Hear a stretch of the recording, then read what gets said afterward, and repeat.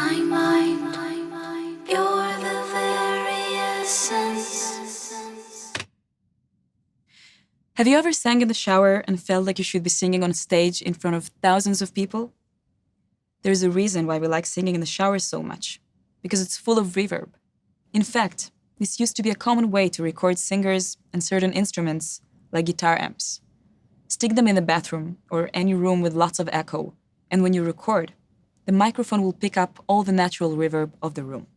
These days, we tend to record in dry rooms and apply digital reverbs and delay afterwards, while mixing, to give a sense of space to the instruments and to create beautiful or crazy special effects. Reverb and delay are two of the most common tools we use in music. That's why I'm going to explain to you exactly what each one is and the difference between them on today's episode of Sound Basics with Stella, a video series in which I'll introduce you to the very basics of sound engineering and music production.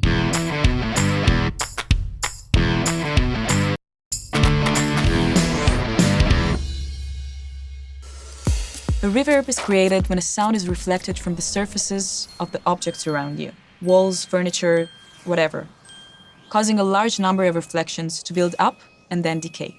Although, you don't have to be in an actual room to create reverb effects. You can also create artificial reverbs using springs, plates, and very commonly, digital processing. Let's take a listen to a few examples and you'll hear what I'm talking about.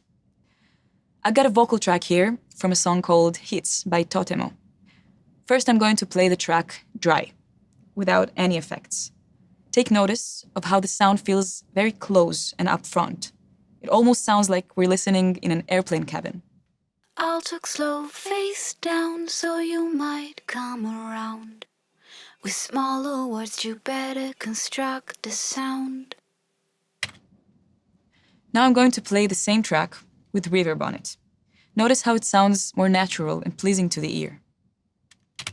I'll talk slow, face down, so you might come around. With smaller words, you better construct the sound. Almost every style of music uses reverb, some more than others, but even a little bit of reverb is usually needed to make an instrument sound natural in its space. Let's hear a drum kit with no reverb at all, similar to how we might hear it in rap or hip-hop, for example.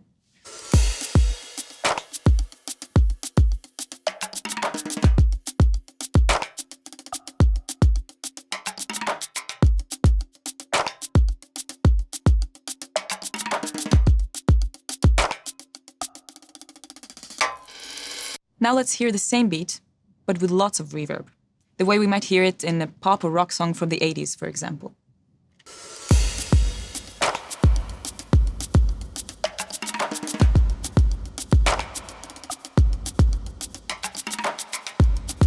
We can also adjust our reverb to sound as if our instrument is in a very big room, or it can be a small room like this.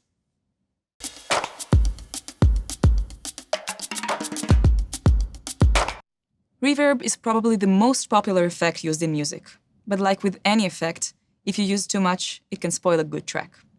Many times, either instead of or in combination with reverb, we also use something called delay. Reverb and delay both create echo effects, but with the delay, you can create timed, very specific echoes, whereas with reverb, the echoes build up in a more random way. Here's the same vocal track I played for you before, with reverb on it. I'll talk slow, face down, so you might come around.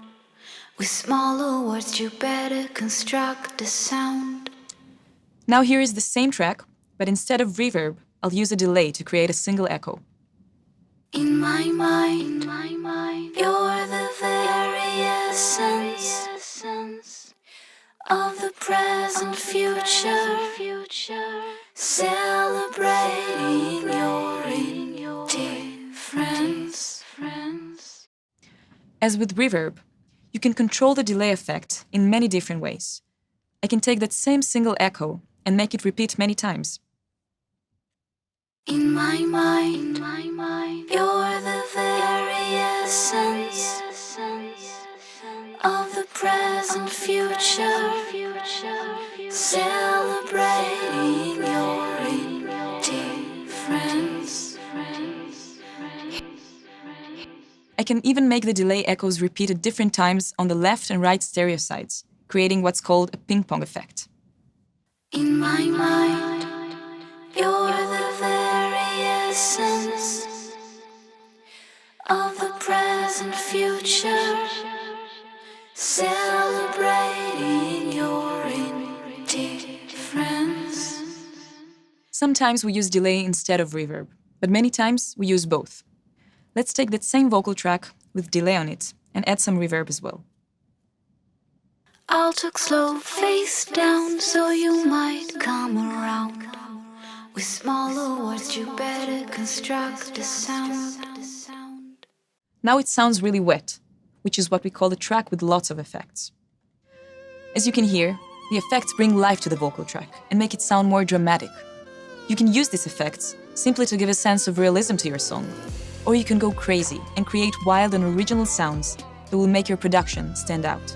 If you'd like to learn more about reverb and delay, go to waves.com/videos, where you can watch a variety of tutorials and hear demos of reverb and delay.